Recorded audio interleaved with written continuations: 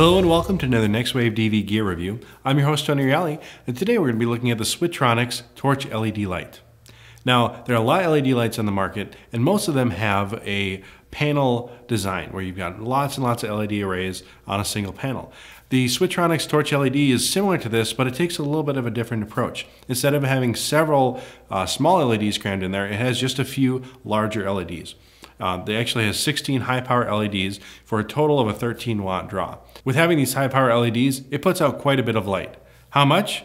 Well, we took an RE650 watt light and we pointed it at our cyc wall, and then we took the torch LED and pointed it right next to it. At its hottest point of light, we actually got a one-stop difference for the torch LED light. So it was only one stop dimmer at the same distance. That's incredible considering that RE650 is a 650 watt draw and the torch LED is only 13 watts.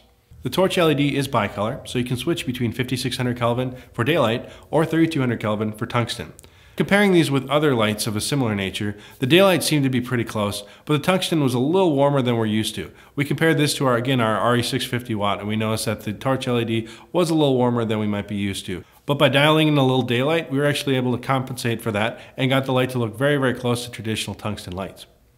As with most LEDs, this is also dimmable, so you can dial in whatever brightness you might need.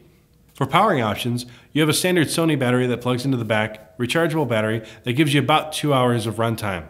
If that's not enough time, you can also run it to a D-tap power source, such as a Anton Bauer or Sony V-mount battery type. The light also comes with a diffusion panel, which can help cut down on some of the harshness from the bright LEDs. We notice that this doesn't necessarily make the light softer, but it does cut down on that harshness and can be nice for when going directly on talent to keep the light from being too bright in their eyes. For mounting, it comes with a standard 1/4-20 mount at the base, which you can then attach to the included ball mount for on-camera use, but we discovered that it pairs really, really well with the Dinkum Systems articulating arms. This way you can clamp it onto pretty much any surface and turn anything into a key light.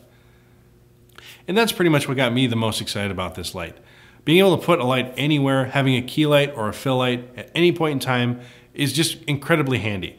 By being able to clamp it onto any surface, whether it's a door, whether it's a table, anything you could possibly think of, you can clamp this light onto and have a key light wherever you might need it.